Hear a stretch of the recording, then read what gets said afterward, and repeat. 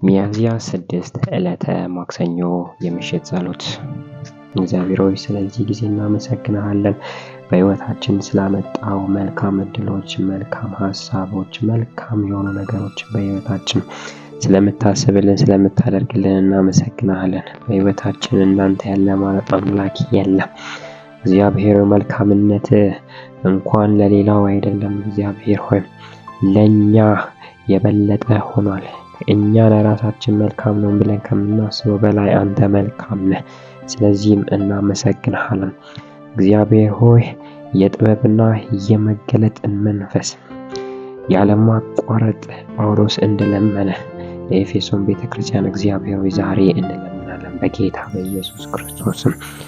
ቃል እንደሚናገር የክብር አባት የሆነውን የጌታችንን የኢየሱስ ክርስቶስን አምላክ ይበልጥ እንድታውቁ የጥበብና የመገለጥ መንፈስ እንዲሰጣችሁ ያለማቋረጥ እለምናለሁ።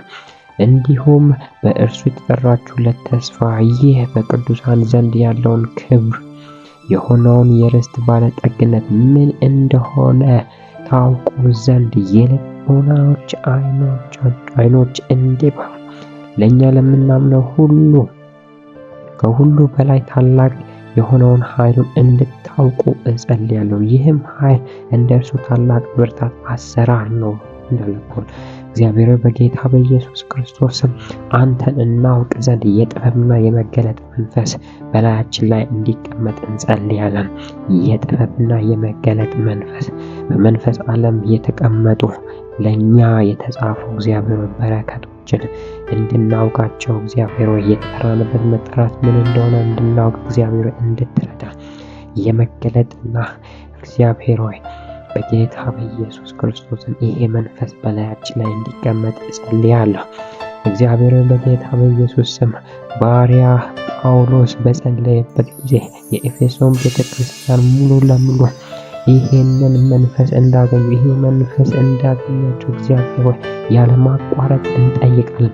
የጥበብና የመገለጥ መንፈስ ይህም አንተ ማን እንደሆንክ ጌታ ሆይ ከሰዎች ሰምተን ሳይሆን ጌታ እግዚአብሔር ከሰዎች ሕይወት አይተን ሳይሆን በሕይወታችን አንተ ማን እንደሆንክ እናውቅ ዘንድ እግዚአብሔር የምር አንተን እናውቅ ዘንድ እግዚአብሔር የጥበብና የመገለጥን መንፈስ በላያችን ላይ እንድታስቀምጥ እጸልያለሁ።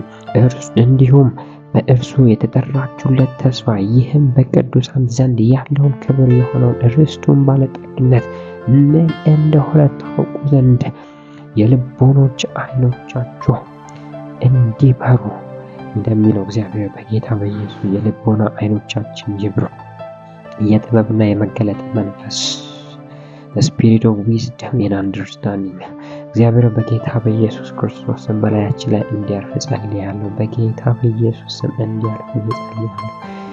እንዲያልፍ እጸልያለሁ። እግዚአብሔር የጥበብና የማስተዋል የጥበብና የመገለጥ መንፈስ በጌታ በኢየሱስ ክርስቶስ ስም በእኛ ላይ ይረፍ። በኢየሱስ ክርስቶስ ስም በእኛ ላይ ይረፍ።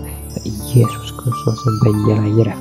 ይህም ምን እንደሆነ የተጠራንበት መጠራት ምን እንደሆነ እናውቅ ዘንድ ተራ ሰዎች እንዳንሆን እግዚአብሔር በጌታ በኢየሱስ ክርስቶስ ስም እንድትረዳን እጸልያለሁ። የጥበብና የማስተዋል መንፈስ የጥበብና የመገለጥ መንፈስ በላያችን ላይ እንዲቀመጥ የልቦና አይኖቻችንም እንዲበሩ ለእኛ ለምናምን ከሁሉ በላይ ታላቅ የሆነውን የኃይሉን እንድናውቅ እግዚአብሔር በኢየሱስ ክርስቶስ ስም እንድትረዳ እንጸልያለን። ክርስቶስን ከሙታን ሲያስነሳው በሰማያዊ ስፍራ በቀኝ ሲያስቀምጠው የታየ ነው። የተቀደመውንም ከግዛትም ከስልጣንም ከኃያልነት ከጌትነት እንዲሁም በአሁኑ ዘመን ብቻ ሳይሆን በሚመጣውም ዘመን ቢሆን ሊሰየም ከሚችለው ስም ሁሉ በላይ ነው። እግዚአብሔርም ሁሉን ከእግሩ በታች አስገዛለት። በቤተ ክርስቲያንም በማንኛውም ነገር ላይ ራስ አድርጎ ሾመው። እርሷም ሁሉን ነገር በሁሉም ረገድ የሚሞላ የእርሱ ሙላት የሆነውን አካሉ ናት ተብሎ ጻፈ። እግዚአብሔር በጌታ በኢየሱስ ክርስቶስም ይህ መንፈስ ይገናኛል። ይህ ልቦናችን ይብራ፣ ብርሃን በላያችን ላይ ይብራ። የተጠራንበት መጠራት ምን እንደሆነ እናውቅ ዘንድ እግዚአብሔር ወደ ሃይማኖት ክልል አይደለም የጠራን። የሆነ ሕይወት አለ፣ በክርስቶስ ውስጥ የተደበቀ ሕይወት አለ። ይህንን ለሕዝብ እንዲያዩ ዘንድ እግዚአብሔር ሕዝብ ያይ ዘንድ ልቦና ዓይንን ትከፍታለህ፣ ጆሮዎቻቸውን ትከፍታለህ። እግዚአብሔር የጥበብና the spirit of wisdom and revelation እግዚአብሔር የጥበብና የመገለጥ መንፈስ በኢየሱስ ክርስቶስም በየአንዳንዳችን ላይ እንዲቀመጥ እንጸልያለን። በኢየሱስ ክርስቶስም በዚህ ሌሊት እግዚአብሔር ብዙ ሰዎች እግዚአብሔር ሆይ በጌታ በኢየሱስም ይሄ መንፈስ ያገኛቸው፣ ይሄ መንፈስ ያገኛቸው። በአልጋቸው ላይ ያለው የተኙ ያለው እግዚአብሔር ሆይ የተቀመጡም ቢሆኑ እግዚአብሔር በጌታ በኢየሱስ ክርስቶስም ይሄ ሌሊት በጥበብና የጥበብና እግዚአብሔር ሆይ የመገለጥ መንፈስ ሚስትሪስ ኢን ሄቨን በሰማይ ያሉ ሚስጥሮች እግዚአብሔር ሆይ የተደበቁ ሚስጥሮች የሚገለጥላቸው ሰዎችን እግዚአብሔር የሚያስነሳ ኃይል በኢየሱስ ክርስቶስ በውስጣችን ይግባ።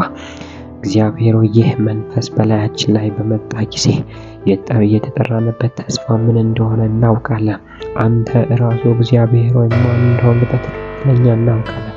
እግዚአብሔር ሆይ ማንነትህን በትክክል እናውቅ ዘንድ ተረት ተረት እንዳይሆንብን እግዚአብሔር ሆይ አፈ ታሪክ አይደለህምና ጌታ ሆይ በኢየሱስ ይህ መንፈስ በላያችን ላይ ይቀመጥ።